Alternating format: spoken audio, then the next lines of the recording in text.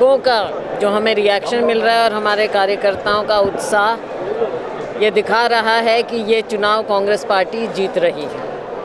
लेकिन over confidence से मैं नहीं कह रही, ज़मीन की जो स्थिति हमने देखी है और दिन प्रतिदिन जैसे कांग्रेस पार्टी का ग्राफ बढ़ता जा रहा है, मुझे पूरा विश्वास है कि लोगों का मन है कि ये चुनाव कांग्रेस को जिताएंगे।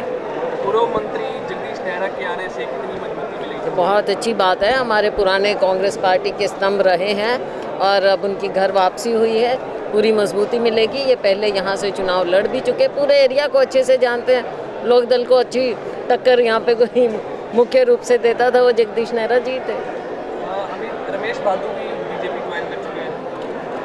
अब देखिए, अब तो उनको लोगों के बीच में जाना मुश्किल हो जाएगा। बीजेपी ज्वाइन किया आज के दिन ऐसे समय में किसानों की बात उठाने की, मजदूरों की, गरीबों की आवाज़ उठाने की है और बीजेपी में जा रहे हैं, लोगों को क्या जवाब देंगे वो? तस्वीर तो बदली हुई है, जो ये सरकार से हर वर्ग विमुख है। जैसे मैं आज तरावड़ी भी गया था, किसानों की खरीद नहीं हो रही धान की, उनको एमएसपी नहीं मिल रही। बाजरे का जो एमएसपी 2250 रुपये है, 800 रुपये बिक रहा है या 1000 बिक रहा है और ये कह रहे 72 में हम 600 देंगे, बाकी कहाँ से जाएगा? तो किसान है या गरीब आदमी है, मजदूरी भी कम हुई, जैसे मैंने हर वर्ग इनसे परेशान है। तो कांग्रेस पार्टी की तरफ देख रहे हैं और लोगों को कांग्रेस पार्टी से ही उम्मीद है।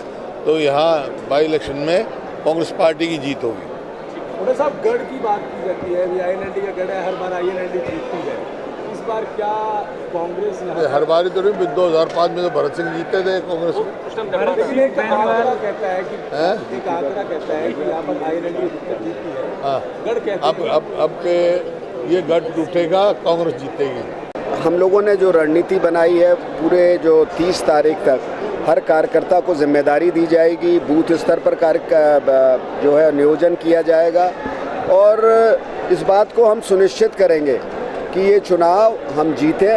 और बहुत महत्वपूर्ण बात है, इससे विपक्ष मजबूत होगा।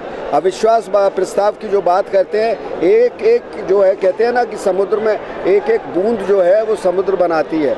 तो हम सब लोग अगर एक एक विधायक हमारे उसमें वृद्धि होगी तो हम सब लोगों की, हमारी इसमें विपक्ष की ताकत बढ़ेगी और इस सरकार की जो कारगुजारियां हैं उसको हम लोग और मजबूती के साथ उजागर कर सकेंगे।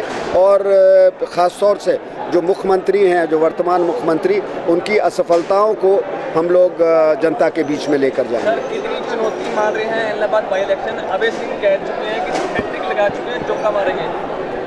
देखिए, वो मैं उस पर ज़्यादा टिप्पणी नहीं करना चाहूँगा। जैसा कि अभी बात आई थी, अविश्वास प्रस्ताव में वो इस्तीफ़ा दे देते हैं जब आता है और उन्होंने ही ये इस बात को, कृषि बिलों को लेकर इस्तीफ़ा दिया था। तो मैं सच में अपने दिमाग को बहुत ज़ोर देता हूँ कि परिस्थिति क्या बदली कि वो दोबारा चुनाव में आ रहे हैं। क्या उन्होंने आदरणीय प्रधानमंत्री जी के माध्यम से कृषि बिल पे कोई आश्वासन ले लिया है कि उनको निरस्त कर दिया जाएगा? और अगर ऐसा नहीं है कि स्थिति यथातथ जस की तस बनी हुई है, तो फिर किस बात को लेकर वो चुनाव लड़ रहे हैं? जनता को बस के सामने ये तो बात बताएं ना कि मैंने इस्तीफ़ा क्यों दिया और अब परिस्थिति ये बदली है, अब हम चुनाव में लड़ रहे हैं। तो उनको चौवे छक्के की बात करने दीजिए। कहते हैं ना, शेर और खरगोश की लड़ाई, आपने खरगोश और कछुए की लड़ाई, वो दौड़ आपने सुनी होगी। तो हम लोग तो ज़्यादा बड़बोले हैं नहीं, हम लोग अपने काम करते हैं और उसका जो प्रतिफल ज़मीन पर और इस चुनाव के परिणाम में, हमारे पास ऐसे योद्धा हैं जो हमारे दोनों शीर्ष नेतृत्व की, हमें पूरा विश्वास है कि इनके नेतृत्व में हम चुनाव जीतेंगे। 20 स्टार प्रचारकों की लिस्ट जारी की गई कांग्रेस की तरफ से, आपका क्या सिस्टम है, कैसे कब से प्रचार करेंगे आप? चुनाव तो आज से अब चुनाव प्रचार शुरू हो गया है।